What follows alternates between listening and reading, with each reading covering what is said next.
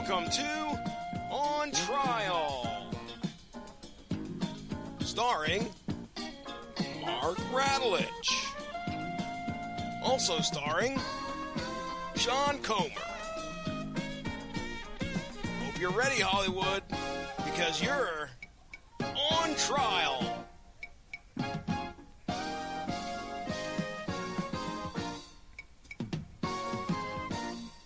All rise. Court is now in session. The Honorable Vincent Kennedy McMahon presiding. This is On Trial. And I promise you no one's getting dumped in a garbage truck tonight.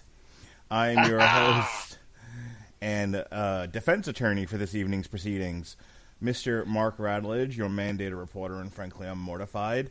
And on the docket tonight, because we are concluding our week-long trip through wrestling reviews and celebrating Wrestlemania, because Wrestlemania just happened this past weekend, No Holds Barred from 1989, starring the immortal Hulk Hogan. And prosecuting this turkey is the one and only Sean Comer. You are not. How the hell are you, Sean? Tonight, ladies and gentlemen, tonight we reminisce on that time when a charismatic, conniving cable magnate sought to lure Hulk Hogan away from the World Wrestling Federation in order to front his fledgling competing company of graps. No, the other time. The one when Hogan ultimately ended up main eventing a show with Tiny Lister. No, the other time. The other time. Yeah, that one. Yeah, Hulk Hogan, he gave he left. I mean, Pat would know better. Pat's my wrestling historian, but if I remember correctly, didn't he leave after dropping the belt to Warrior to go do this? Shit, son, you don't need Pat for this. No, as a matter of fact, he dropped the belt to Warrior in 1990. Oh, that's right. At WrestleMania 6. This was actually sometime circa WrestleMania 5. Oh, when did he have time? Well, see, that's what I'm trying to remember. I'm trying to remember when he did it, because I could be wrong, and I cannot summon the urge to go call WrestleMania 5 up on Peacock and check this. But I do believe I faintly remember hearing this plugged during WrestleMania 5. Yeah, it was 5. Yeah, well, and Anne, who I have been introducing to professional wrestling, just backed me up that she's pretty sure it's WrestleMania 5. Which makes even less sense, because who goes and makes a movie right before they're about to carry the WWF Championship for a whole year again? Yeah, and there are, I'm looking at the Wikipedia page for this, there are absolutely no production notes. None. Zero. No, I told you that straight up before the show.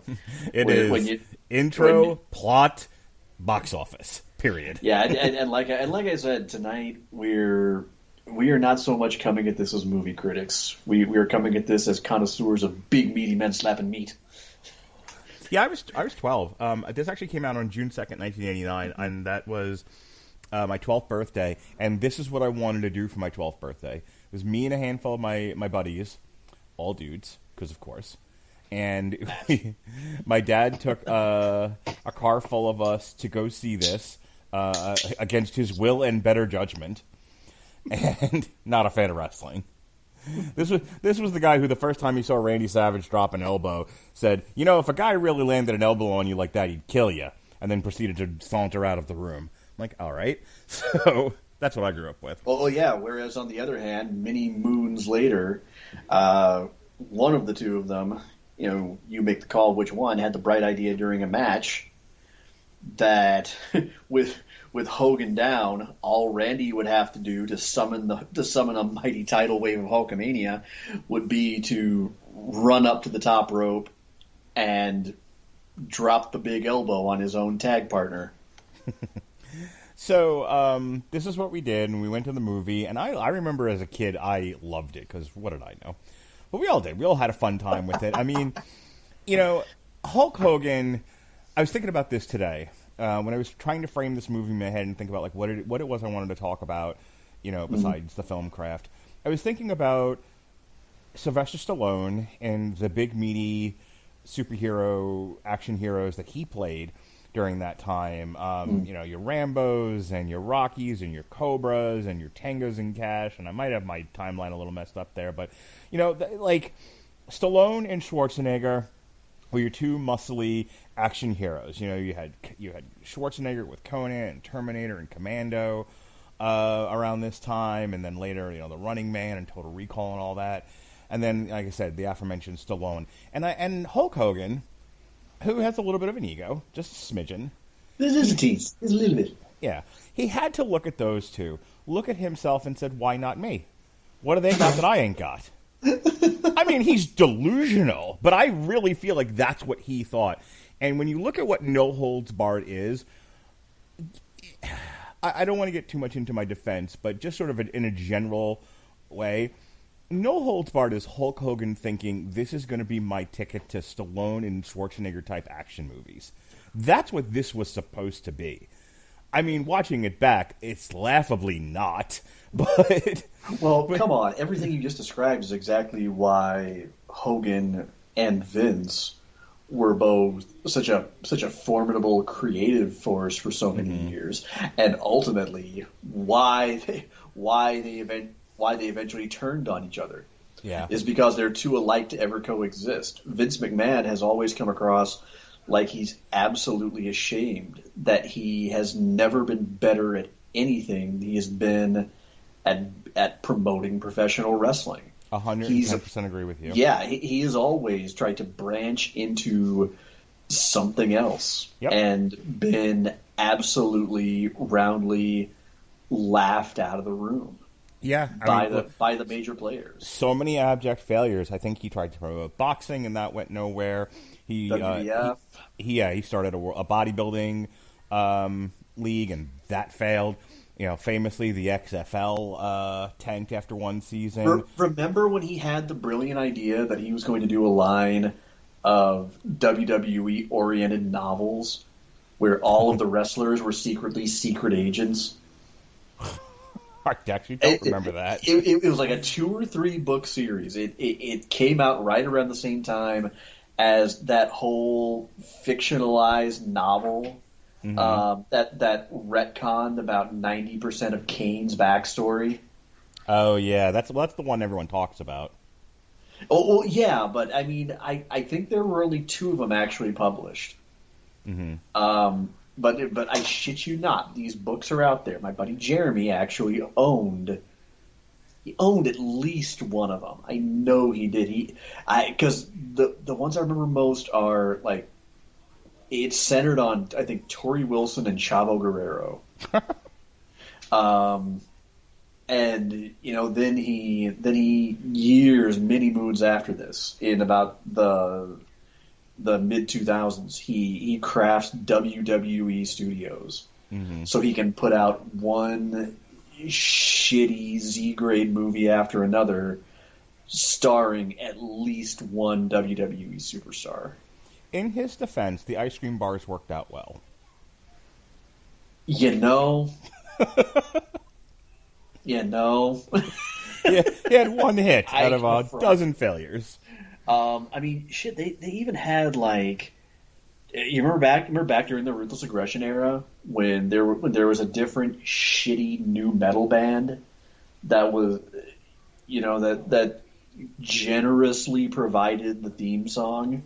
Sure. To each and every pay-per-view. That was one of like Saliva's big gets. Yeah. Click, boom, baby. They had like, and it's even in the credits at the end of each WWE video game. There was a company called Stephanie Music. Yeah. So to round this back to where I started, like Hulk Hogan, I don't know how much input he had on the production of this thing. Again, it's hard to know. It's hard to guess. But I absolutely think preceding this, looking at his run from, 84 to 89, 88, he has to be looking at himself like I'm big, I'm bigger than wrestling. I'm better than wrestling. I can go on and be an action hero bigger than even Schwarzenegger or Stallone, and this is going to be my ticket. God. I'll tell you what. It's fun to think about the movie in that frame. You know what I mean? Because it's like, who in the middle of making all this, who in the middle of acting in it, thought this thing was going to take the world by storm? Well, let me tell you something, Gene Mean. I don't know how down you are to kind of call this episode in the ring, so to speak. But I got a proposition for you. Mm-hmm.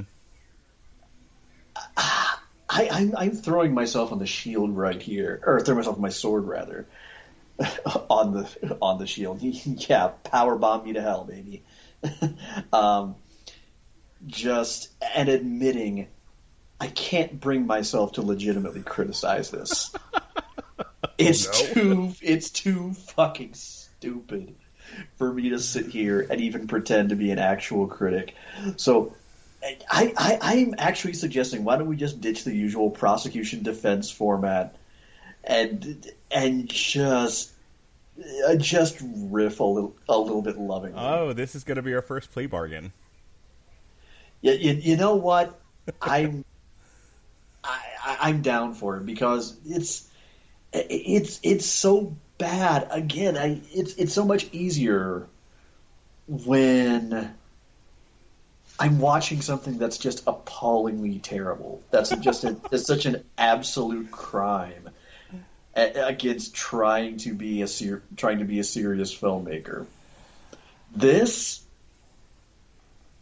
I might as well be trying to riff Monstered or or Deathbed, the bed that eats people. Oh, hello, Pat Oswalt. or fucking Teeth. I can't do it. So yes, let's just have some fun. Have some fun with this. I'm fine with that, but for the sake of just telling people who might be listening to this who may have never actually seen this thing before, Rip Thomas is the World Wrestling Federation heavyweight champion, and his appearances on network television have been a thorn in the side of Mr. Brell, who is played by Kurt Fuller, who is... I haven't seen a man hump the scenery since Denzel Washington in Training Day. Holy cow! Oh my god! The head of the struggling World Television Network. These names start starting to remind me of Rob Zombie albums. Rip is a huge ratings draw, while WTN is the lowest rated television network. The day after Rip's most recent title match, Brell attempts to get Rip to become part of his network, but he refuses. Angry at being stood up by a man he considers, and will say a zillion times throughout this 93-minute movie, a jockass. Let me just say, I don't know what copy of this you were able to pirate, but I had to find a modulated copy on YouTube with the sound all messed up because it's been scrubbed from everywhere. We watched the same version. Okay, with it's in the little box. Okay, every time he said jockass, I'm like, is he saying jackass and it's just messed up, the sound? Because he fucking sounds like Cartman. Right.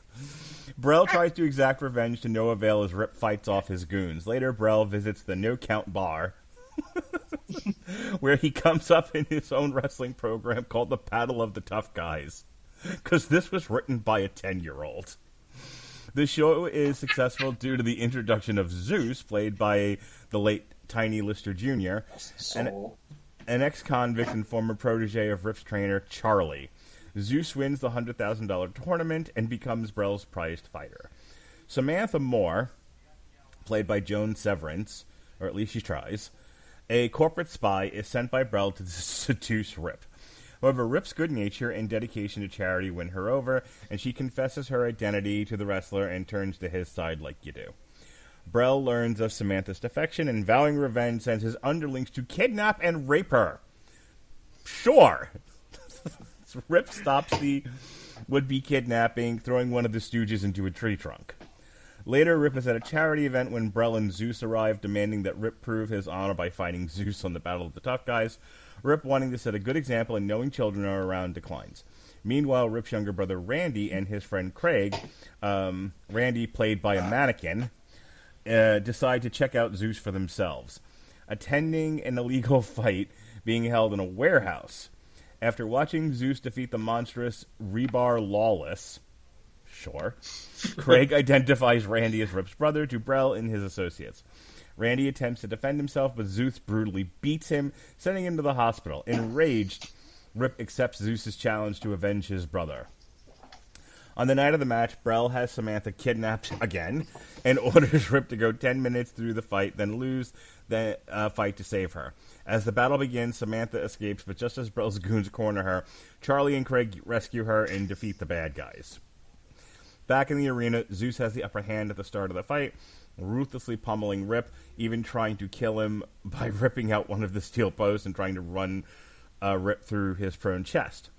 Randy cheers to urge his brother to fight back. Rip is re-energized, hulks up by Randy's words, and once he sees Samantha is safe, gains a second win and starts to turn the tide on Zeus. The fight destroys the ring, with Rip and Zeus continuing to battle up through the stands as Brel watches from the control room. Rip finally puts an end to the match by knocking Zeus off a catwalk, which causes him to fall through the ring and lose, a la Bam Bam Bigelow. A frustrated Brel begins destroying electrical equipment. Enraged over Zeus's loss, Rip angrily goes after Brel, intending to repay him for his misdeeds. In fear, Brel retreats, but accidentally comes in contact with live wires he has exposed in his tirade and is electrocuted. With their enemies vanquished, Rip and Randy celebrate victory with friends. And it was at that moment when I saw him get electrocuted, I was like, holy cow, this is a live-action Disney cartoon. The villain literally gets killed in the end. So, we have death by electrocution, attempted rape, a Richard Belzer lookalike shitting himself, domestic... Dookie. What's that smell? we have domestic violence. We have that poor blonde mannequin being crippled for life. Who was this movie made for? Like I said, I gotta look it up really quick, but I feel like somebody watched Cobra and was like, we can make something at least that good. And here's the thing, not with this group you couldn't. Holy cow. Unless I forget Stan Lane drunkenly and loudly judging the size of a yuppie's penis. So this was directed by Thomas J. Wright, who has directed episodes of Smallville, One Tree Hill, and Firefly. Wow. Yeah. So wow. This guy contributed to Firefly. So this gets better though, because he started off with Torchlight, then he directed the 1986 Twilight Zone movie, then he went on to acclaim with Max Headroom. Oh, my 80s friends out there, all you mid-40-year-olds, do you remember Max Headroom? Because I do. I remember Max Headroom. Yeah, well, apparently he had a movie in 1987. And that led to this feature, No Holds Barred, which was then followed up in short order by Hell Hath No Fury, The X-Files in 1993, Nowhere Man, Millennium, Firefly, Taken. Like that Taken? No, this is Steven Spielberg. CSI, Smallville, NCSI, Bones. Oh, are you serious? Wait. Are we talking like Snoop Dogg Bones or Zooey Deschanel and David Boreanaz's Bones? Emily Deschanel. Emily Deschanel, right. Yep. You know, for a career that includes No Holds Barred, that is shockingly more hits than misses. Yeah, I really was expecting to see Sharknado or some shit on here. Yeah, I'm over here cracking wise comparing this thing to Monstered, and now like I'm having to peel my eyebrows down from the top of my forehead, going, "Really? He had a hand in that?" Yeah, well, I actually liked that. Don't beat yourself too much, because the guy who wrote this thing has no Wikipedia page at all. No link, no nothing. I have no idea who Dennis Hacklin is. Hackin. But I'll tell you what, Tiny Lister, I think this might have been like one of his first major breakout roles. I know like what people will know him for is Friday, and kind of showing up in different places. Whenever you need a big, funny-looking African-American big fella, he usually showed up, usually for one-liners and stuff, or he stood in the background and beat somebody up. He clearly was not a leading man. But Kurt Fuller, man, he's in everything. Kurt Fuller has had a long career in Hollywood and can actually act. I'm not sure what he was doing here. Oh, no, he's one of the preeminent, for that time anyway, guy who was in that thing who was also in that other thing. Yeah. The one I remember him most for is being the lackey to Rob Lowe's slimy cable executive in Wayne's World. Mm-hmm. The one that Garth has to talk down by informing him that if his friend were ice cream, he would be pralines and dick. He'll follow this up with Ghostbusters 2. That's true. He was in Ghostbusters 2. Hey, this does not hurt his career, man. He is in plenty of shit after this. No. I think the most recent thing he did film-wise was Office Uprising in 2018. He's done a bunch of stuff before that. He did a lot of like shit comedies, like like the Scary Movie, superhero movie, that sort of thing. He was in Anger Management, which I absolutely hated, by the way. It's one of the worst movies I've ever seen. Oh, did that disappoint me? Oh my God, he's in The Pursuit of Happiness. Yeah, is right. And then he's done a shitload of television. Apparently he's been on a show called Evil. That's on CBS. And he's been on that since 2019. And before that, he was on Heathers, Law & Order Special Victims Unit for a couple episodes, and Shooter for a couple of episodes. So, there are some guys that are able to just kind of hit that pitch-perfect mark with the character. Your really thoughtful guys like your Daniel Day-Lewis types or your Robert De Niro's, your Bryan Cranstons. And then you have those guys like on one part of the spectrum you've got like a Kurt Fuller, but on another guy I actually think of as Al Pacino, where it's almost like they can take a part and dial up the energy to what you figure they have to be thinking is like just over the top nonsense, just an explosion of excess and hammery. Yeah, I was going to say he had to have been handed this script and was like, and in his mind going, I can't believe they want me to do this. Well, okay, if I'm going to do it, I'm going to lean into it. But here's the thing: they channel that kind of charisma, that kind of manic energy into something, and it ends up being just right. Yeah, Kurt Fuller's hilarious in this. Like he's every bit a ridiculous, over the top, mustache twirly Disney villain as he needs to be. But he's hilariously entertaining, and that's the thing. The charm of this movie is that once you realize it's not Cobra, once you realize it's not Commando, it's not even close.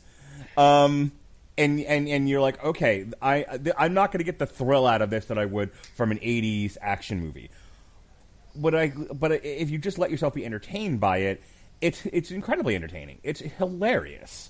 It's one of those riff tracks kind of movies where this thing is made to be sitting watched among friends and laughed at uproariously. From the acting to the plot to the choreographed fighting, it's all so bad and so stupid, but it's wildly entertaining. It's the best shit movie I've ever seen. Well, as long as we keep making the comparisons to Schwarzenegger and Stallone, my kind of reading of this is like this. When it comes to Stallone's appeal, he's your every guy. Mm-hmm. everything from his kind of gruff mumble delivery to kind of the rough-hewn pugilist features. He's your guy if you truly want an everyman that you can't help but get behind. Schwarzenegger ruled with presence and charisma. Yeah. A combination of that ability to just naturally dominate any setting that you put him in, and to just effortlessly be this imposing physical force of nature. But at the same time, you hand him the right script, something like a Twins or a Kindergarten Cop or Jingle All the Way. Mm-hmm.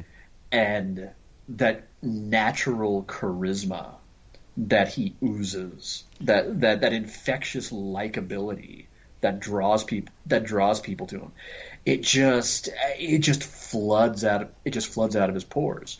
So there you have that? They have inverted careers, Stallone and Schwarzenegger, because Schwarzenegger's kind of a body, and he's used very much as, like you said, a presence early on in his film career, and over time he learns to act, and then he, like a Jim Carrey or an Adam Sandler, but in reverse, he's like, okay, I've been doing these big time action movies, and I'm learning to act as I go, and I'm getting better and better as the years go on, at least to one degree or another.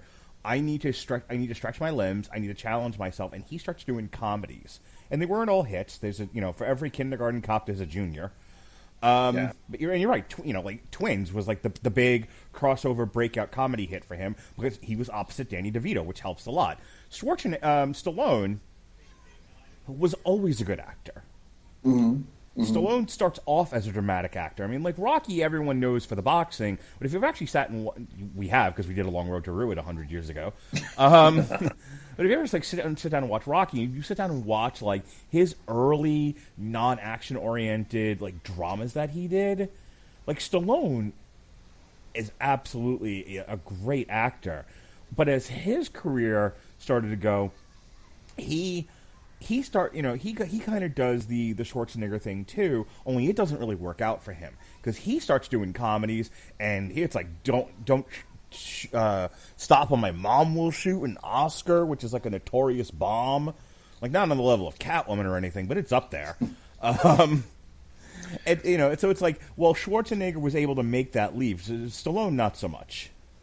Well, I mean, when it comes to Schwarzenegger, his career arc, that could also describe John Cena and The Rock, quite frankly.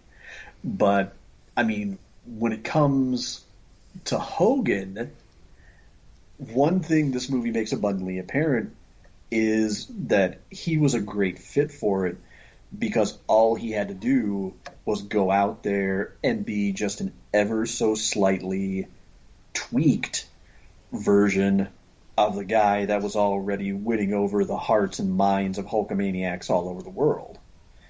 He just had to go and do that with a camera pointed at him and very specific things that he was supposed to say and things that he was supposed to do at very particular times. The one thing about it though, and you get that when you watch this movie, is when he's doing action stuff and when he has to be an over-the-top wrestler, he's fine. He's Hulk Hogan. That we talked about this actually on the Mania of Wrestlemania. I don't know if there's a guy in modern wrestling, in modern being from the mid '80s till now, that knew more what to do in that ring and when to do it than Hulk Hogan. Mm-hmm. That was absolutely his gift. I wouldn't venture so far as to say he was the most creative guy in the world as far as coming up with really innovative, thoughtful things to do in his matches or with his character that maybe nobody would expect. But yeah, when it comes to his timing, it's something that I've been introducing Anne for about a year to professional wrestling, and she's not a Hogan fan. If anything, she's gravitated more towards NXT, the indie stuff on the network, the NWA, but really doesn't like Hogan. And one of the things that I really had to explain about him was twofold. Was I said, number one, Hogan, and they're kind of related. Hogan in America got over because he kind of knew how to get away with the bare minimum. And he kind of realized, okay, I don't really have to do all that much when I can just do this, and it's going to go over like gangbusters. Whereas on the other hand, historically, when he was over in Japan, he could adapt, and don't get me wrong, he if you've never seen it, he still wasn't Ric Flair, Ricky Steamboat, or Lou Thesz, but he recognized that the American shtick wasn't going to hack it, and he was going to have to, and he was actually going to have to really work a little bit harder.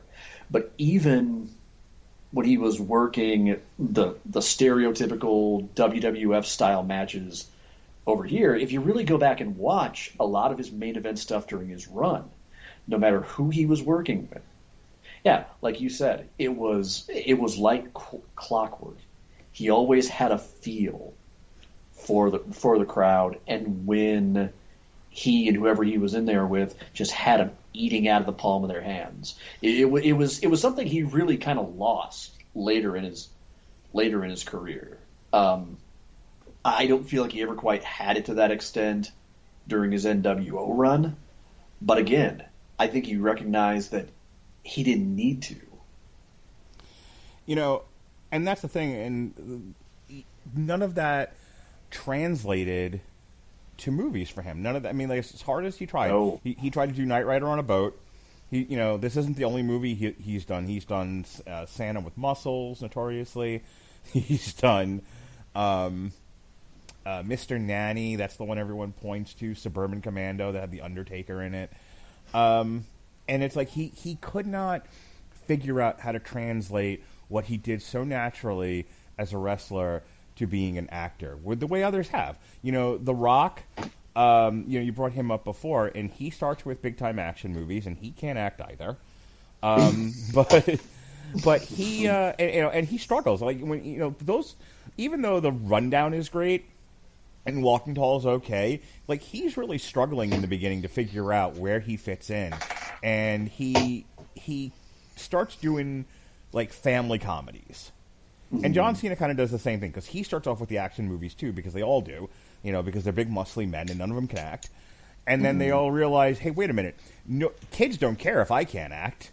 I'll start doing that, and I'll get popular with kids, and I'll learn over time. And that's how the two of them became successful. They literally did the same thing. The Rock, the football movie he did with the kid, for Disney. Oh God, I'm trying. God damn, the Tooth Fairy. Nope, that's the hockey one, and that followed it, and it wasn't nearly as successful. Wait. I am just about. Oh wait. Oh, okay. Yeah, you're right. I'm looking at it now. Shit. Everyone's like, well, I know what this. The game plan. I was actually see. You said the game plan, and here I was getting my football movies mixed up. Because at first I went, Gridiron Gang? No, that was the inspirational drama that he did. Right. The Blind Side? No, that was Sandra Bullock. Shit. But anyway, so like, yeah, him and John Cena both kind of figured out how they were going to make it in Hollywood, kind of the same way, and they followed the same sort of trajectory. I mean, for a while there, all John Cena did was Nickelodeon stuff, and it made him a household name. Kids love him. There's just something hilarious about watching a big muscle bound Goliath being kind of clumsy and oafish and hapless and being outwitted by littles.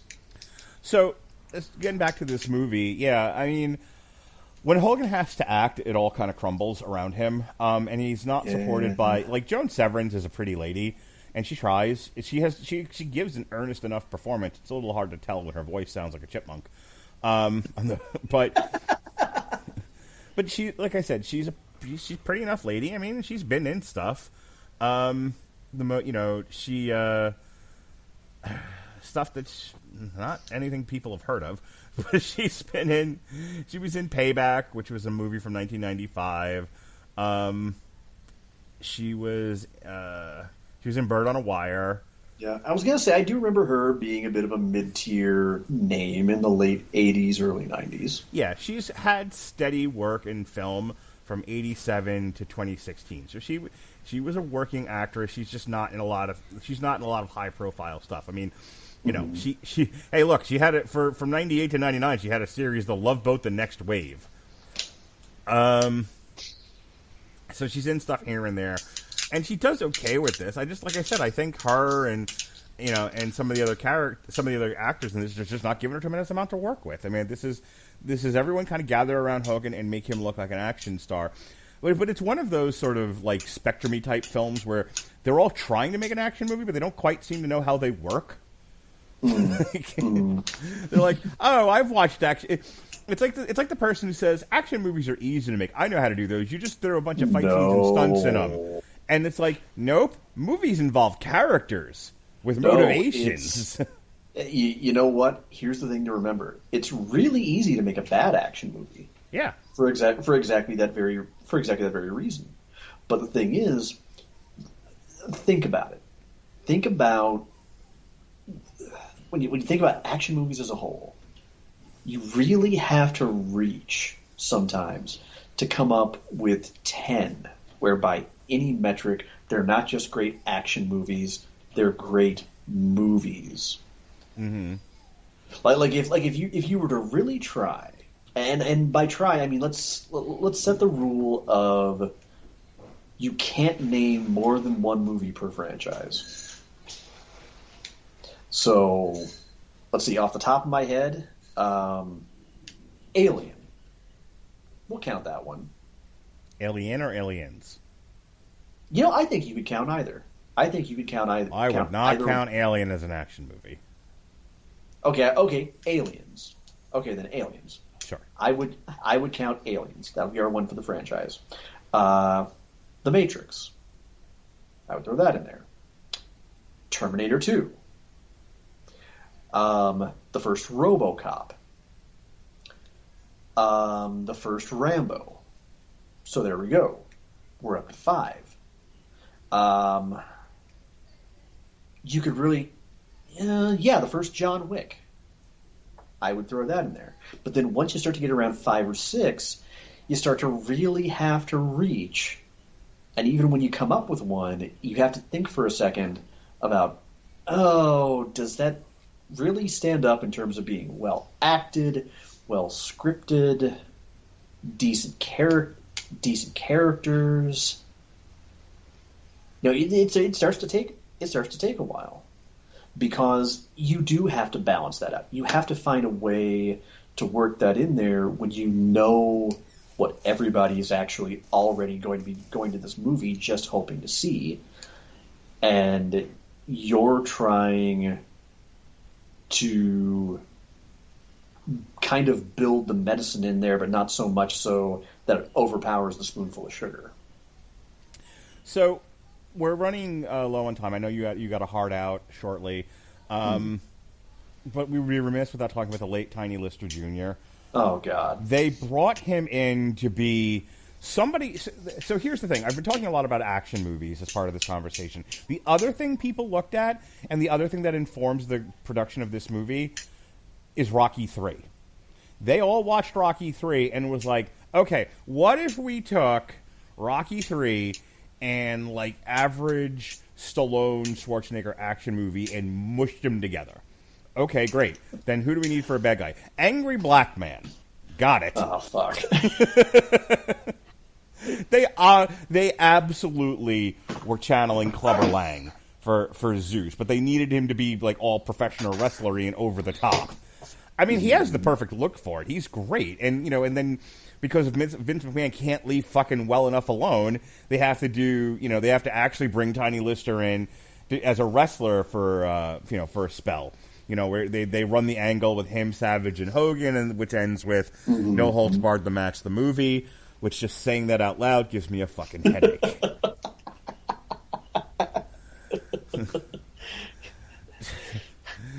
Leave it alone, Vince. It's already dead. No, there's still I can still milk this.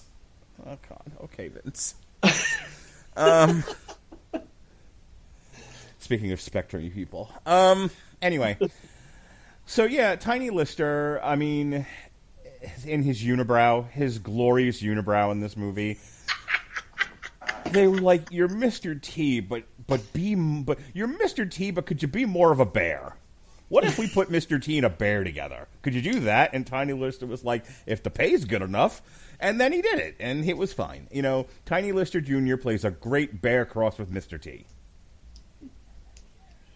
Which, you know, one of the things that we would find out about Tiny so much later in his career is Zeus could not have been much further removed from who he actually was. Yeah. He was actually, by the accounts of virtually everyone who worked with him, from Hogan down to Ice Cube, where like he was the nicest guy, funniest guy, educated, had a pretty successful collegiate athletic career, and one of my favorite descriptions was Cube called him America's favorite bully. He said America's favorite bully was a born entertainer who would pop into character at the drop of a hat, terrifying people on and off camera, followed by a big smile and laugh. I'm going to throw something at you. I'm going to throw you a bit of trivia, and then we can actually, after this, we can start to wrap up. Sure. So I'm a huge fan of, especially like mid-70s to through the 80s to maybe early 90s African-American comedians, especially because of where I grew up. And one of those people that I was very familiar with, and I was probably the only white kid who was Robert Townsend. Did you ever? I love Robert Townsend. Did you ever see Robert Townsend and his Partners in Crime from 1991? Mm-mm. So this was like, I don't know if this led into In Living Color or not, and how much it had to do with the Wayans. I don't remember that much of it, but I do remember it was like a sketch comedy thing that he did.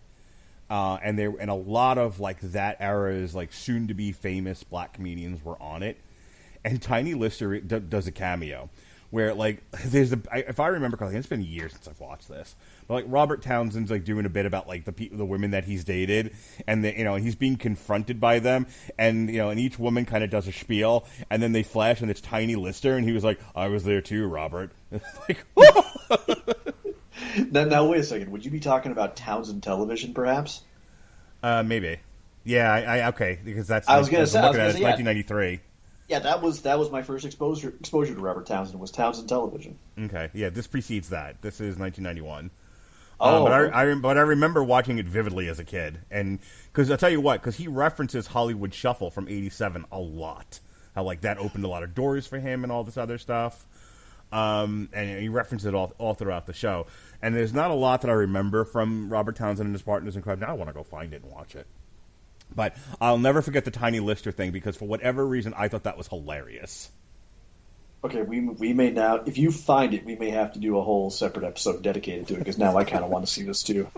Yeah, if I find it, I'll send you the link. I want to see this glorious precursor to In Living Color and Chappelle's Show. Yeah. It if not directly, at least in spirit, it definitely is a precursor to those. But yeah, man, Tiny Lister Jr., as you were saying, just to sort of finish up on him and the movie as a whole, he played heavy because of his look, but he was absolutely a hilarious guy, and for all accounts, like, he was a good dude. Mm-hmm.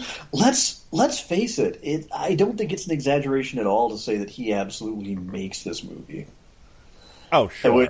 Which makes sense. Which makes sense, because at times one of the great knocks on Hogan was there were a lot of times when Hogan was only as good as his dance partner. Yeah. And he is definitely best in collaboration, Hulk Hogan. Yeah, absolutely. He did not have the broomstick gift that Bret Hart and Shawn Michaels and Ric Flair and Mr. Perfect and the like all had as an actor or as a wrestler. And man, it really sometimes takes a smart thoughtful, really aware performer to play dumb really, really well. Historically, I mean, anybody can get in front of a camera and just absolutely wild out, and just let the manic energy fly. But the really great ones, more often than not, you find out are tremendously intuitive, smart, really kind people.